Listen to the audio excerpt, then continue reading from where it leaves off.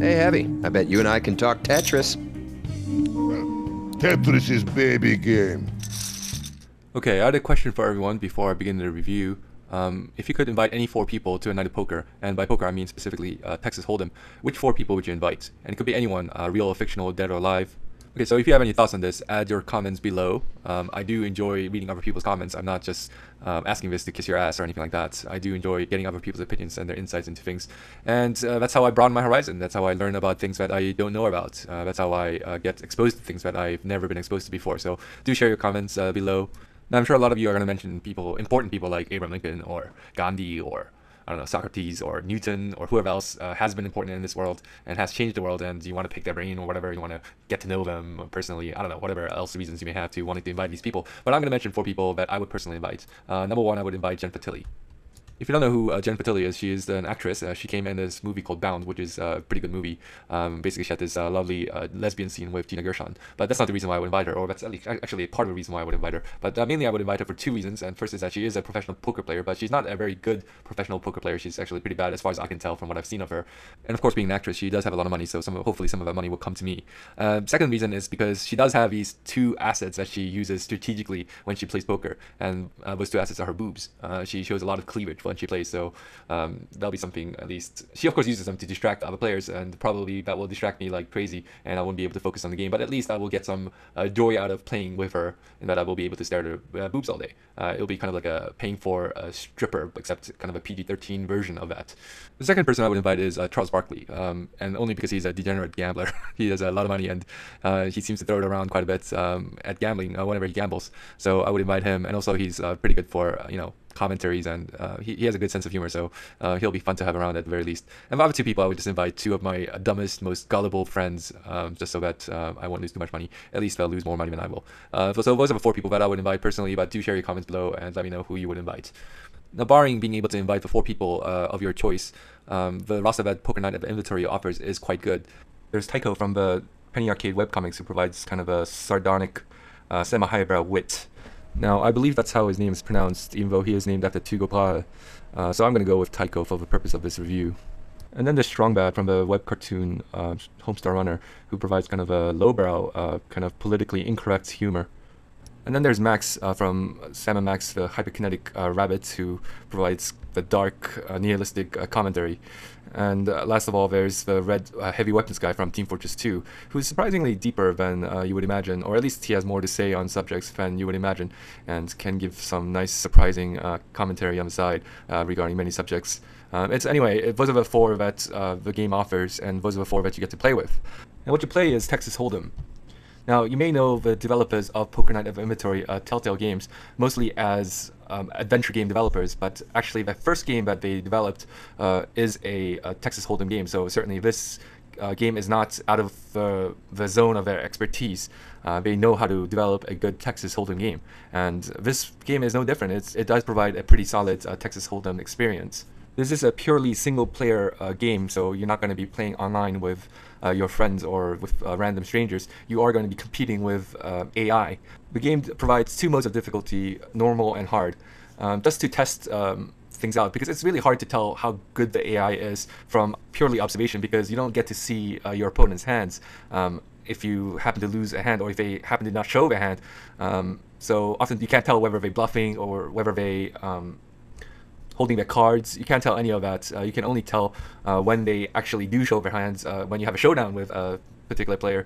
Even if they decide to fold, you can't really see the hand. So you can't tell how good the AI is just from observation. So what I did was I decided to count how many times I win a tournament on normal difficulty, and how many times I win a tournament in hard difficulty. And by tournament, I mean having actually won the entire, eliminating all four players and being the last person standing with all the pot.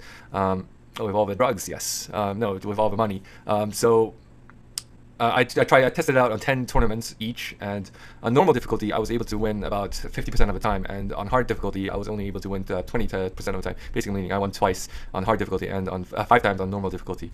And it's not necessarily that the AI cheats. Of course, I don't know if it cheats. As far as I can tell, it doesn't cheat. But I was able to bluff my way through weak hands and get people to fold several times on hard difficulty. So I don't think the AI cheats, or at least if it does cheat, it cheats very selectively so that it's hard to actually detect when it is cheating. And it's not like I get bad hands when I'm playing on hard difficulty and the other players get good hands. It's just that there is actual discernible AI. There is a difference between normal and hard difficulty, so that hard difficulty will provide you a pretty decent challenge. I'm not a poker expert. I'm not a gambling degenerate. I don't play poker usually. I do know some rules. I know some percentages. I know what's a good hand, what's a bad hand, and I know when to bluff and when not to bluff, or at least the basics of it. So I'm not an expert, but I do know enough that I think I can pretty much say I'm above average player. So you'll get an idea of how good the hard AI is just based on how many times I won on hard AI. Since it's really difficult to actually convey how good the AI is, I'll just give one example when I was actually impressed with the AI. So there was a time in which I was dealt a pretty good hand, nothing spectacular. I think it was a king and a jack or something to that effect. But it was good enough for me to raise from the get-go, and that basically knocked off all the players except for one, who was Tycho. And the flop and the turn didn't actually give me any cards that I needed, so I just checked. And Tycho also checked, which basically made me think that he didn't have much of anything going on either. I think I had 2 high aces, maybe 2 jacks or something to that effect. Anyway, so on the river card, it was basically nothing that I could get either. There was potentially hands that were much better than mine, of course, since 2 jacks isn't actually a good hand. So I was worried about that. But it was Tycho who was to check first. So I thought, hey, since he's checked, he must not have good hands. He must just want to, kind of see what turns up. Just go to showdown and see who has a high hand, and whoever has a high hand will win the pot. So I was like, okay, I can bluff this guy. I can actually win this by scaring him off. So I decided to raise. And strangely enough, he raised also after I raised. So I was like, okay, this guy's definitely bluffing. If I go all in, then he'll definitely fold. So I went all in. And he was like, all right, I'll match bets. And he went all in as well. And it turns out that he had something like full house or something to that effect. I don't even remember exactly what he had. But and then he made this remark. He said, I was holding my cards. And that made me think, actually, that there's potential for great AI, because he basically suckered me into, he goaded me into, placing bets. At the last card, as the last card was revealed, he just checked. So basically he was saying, if you don't raise, then I'm not going to gain anything from it. And otherwise, it would have been a really bad play from his part, because he had really good hands. He has a really good hand. So he was either really, really, really dumb by not raising after the river card was revealed, because he just lost out on a lot of money, or he was really, really, really smart, and a little bit risky by just checking and having me goading me into playing and to raising, and into me believing that he didn't have a good hand. So it was either one of the two. I'm guessing it was the latter, because it was on hard difficulty, and I did lose quite a lot of games on hard difficulty compared to normal difficulty. So I'm guessing it has really good AI, or has good enough AI that it will give most players, a run for their money. Another aspect of the game, of the poker at least, that I wanted to mention was that there is this TF2 tie-in in which you can win TF2 items by knocking off a player that buys in using a TF2 item, TF2 playable item. Now, normally each player buys in with $10,000, but there are certain times when a player will not have $10,000 or whatever, and will have to buy in with an item, like a red heavy weapons guy buys in with this moderated minigun. It's basically the same function as the minigun in Team Fortress 2, but it looks different. It's called the Iron Curtain, and it looks kind of shitty, actually, in my opinion. But each player has a special item that you can use for TF2. And the reason I mentioned this is not to make any judgments regarding the TF2 tie-in, but mainly to talk about the different strategies that's made available because of buy-ins. The way you win this item is by knocking off a player that buys in with the item. So that in itself will create a different kind of game, because you have to play to win that item, basically, in those rounds, in those tournaments.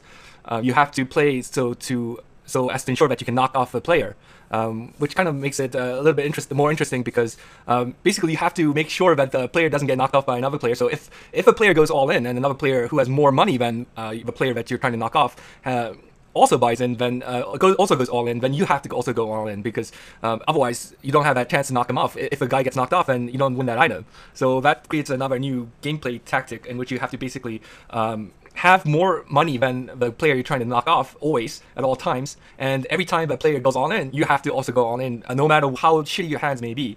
So that creates kind of a different strategy in those tournaments, in those specific tournaments. And there are up to 4 players, so there are up to 4 times this occurs until you knock up each player, and after which there isn't that option anymore. So that's kind of a limited gameplay type that's available in the game.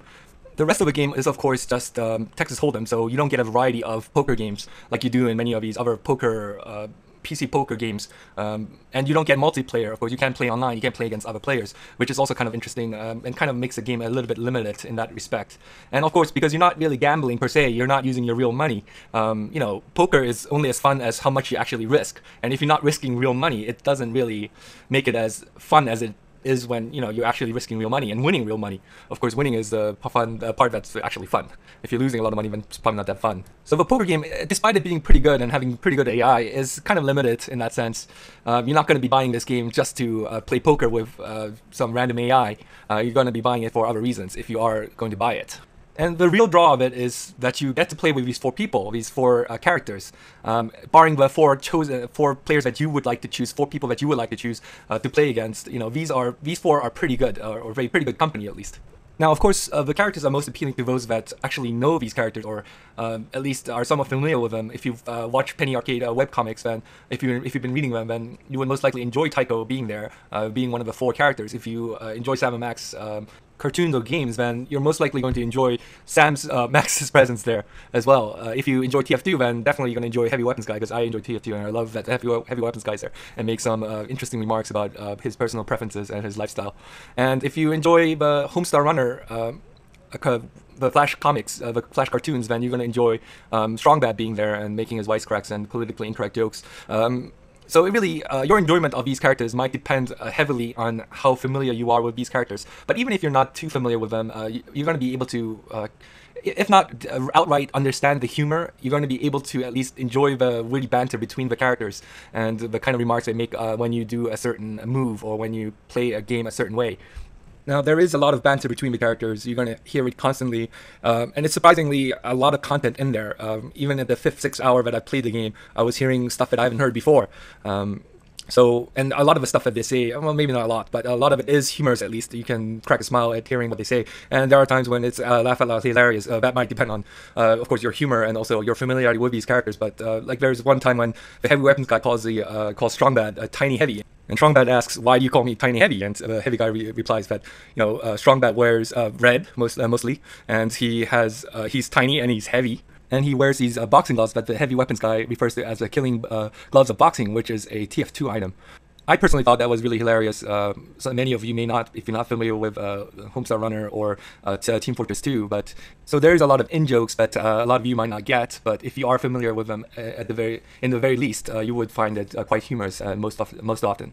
The one drawback of the game is that it does repeat a lot of the jokes. It does repeat a lot of the comments. One of the things that I found most annoying was that every time I checked, well, not every time, but about 70% of the time that I checked, as one of the players would comment that I'm being a pussy or something to that effect. Now, it's really common to check because you might be checking to just bluff, or you might be checking just to see the next card. But I would say about 80% of the time I would check, and I think most players would check most of the time. So that comment, even though it is distributed among 4 characters, and there are several different things that they may say, you get to hear it quite often, and it gets really annoying at times.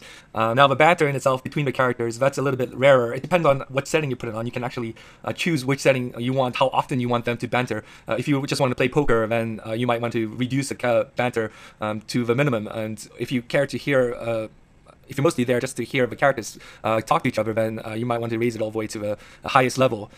A lot of the banter are going to be new to you every time you hear it.